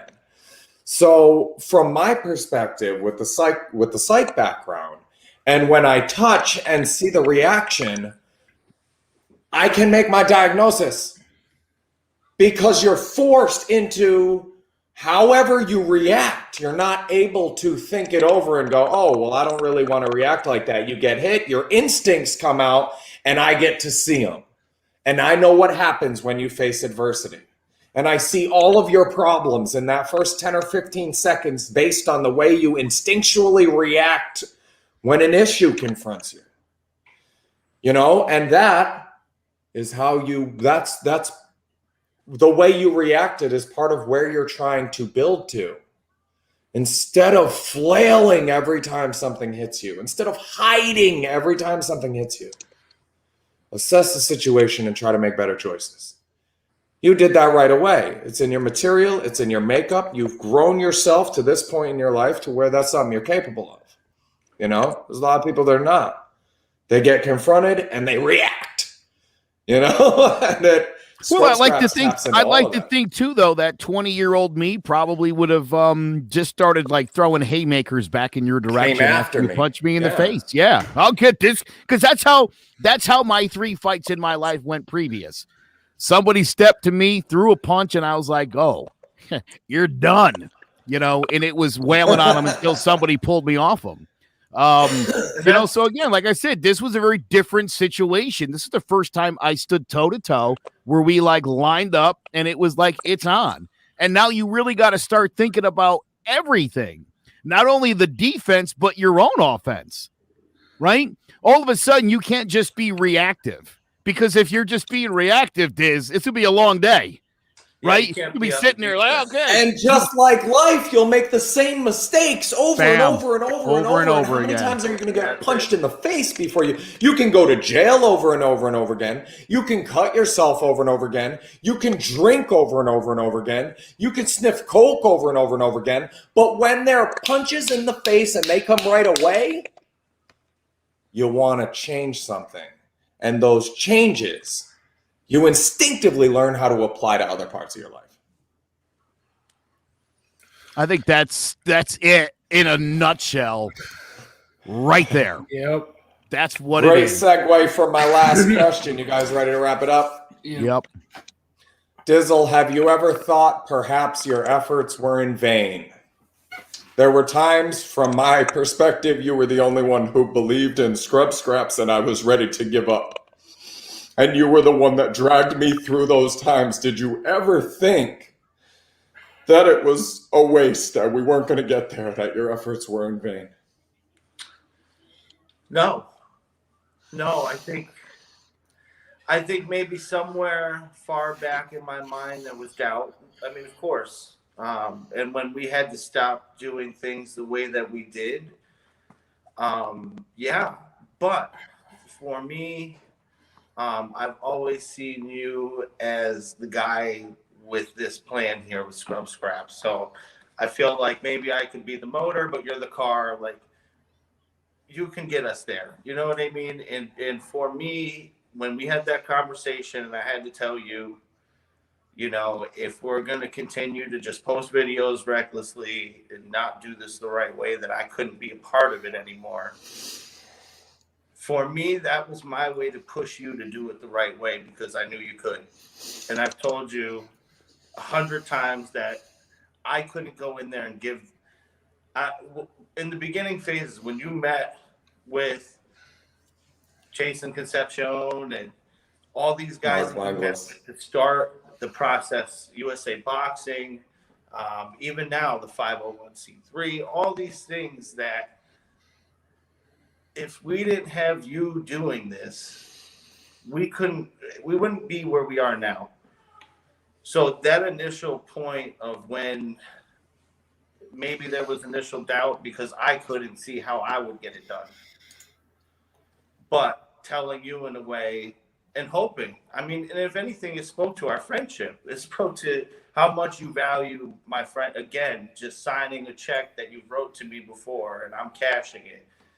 That you care about me being your boy and what I think. And that was tough because you didn't want to, I know you didn't want to do it. And we went back and forth, you know, and 9 times out of 10, you put some logic on it. And I'm like, all right, I have to back off the ledge, you know, and this one I didn't back off the ledge, but I knew that if anybody was going to get this thing legitimized, and we were going to be able to really do some good things, that I had to get you focused on how we were going to do it the right way and continue on all those other things. I think a lot of it too was just when we started doing this to do it legally and everything and get sponsorships and backing, for us as well at that time, we had started living different lives, and we're on different paths from where we had began with this. So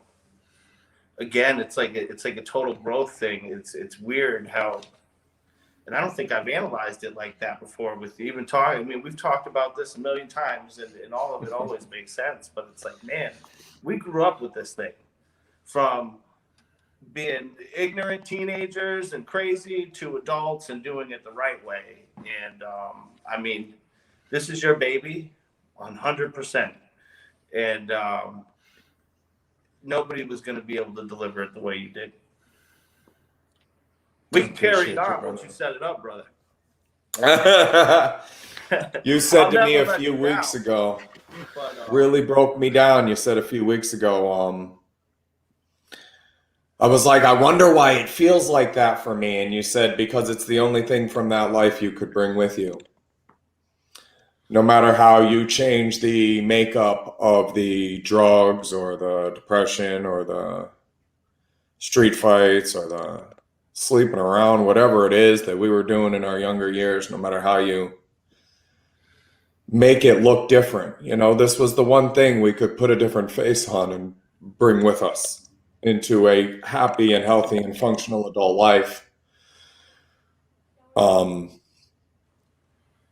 And sorry guys, when you consider all the things we weren't able to bring with us, it just makes it all the more special and important. I love you, brother. Thank you for coming on. I love you too. Thank you guys for having me. Thanks for joining us. Hey, I love wiffle ball. No other way to explain it. Just something about the game, the feel of the grass, smacking that ball all over the field, making plays, diving head first, whatever it takes to get the job done. That's what wiffle ball means to me. Striking out grown men, watching their knees buckle on a called third strike. Sit out, bud. And then, of course, the home runs, the base hits, the big home runs at the big moments. That's a whiff of greatness. Join us all season long for the Joe Aguirre Story, a CMG podcast.